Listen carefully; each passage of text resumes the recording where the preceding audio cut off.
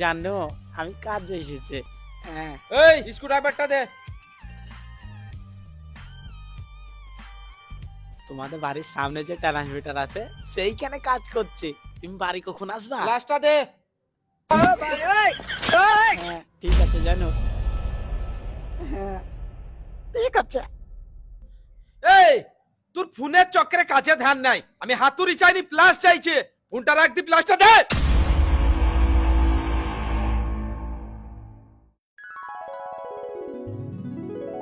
হ্যাঁ জানো।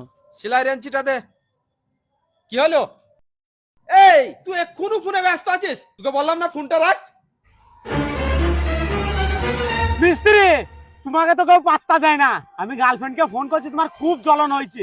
একবার ইটা দে, একবার উঠা দে, একবার হয়েছে না, তোকে সেই দিব।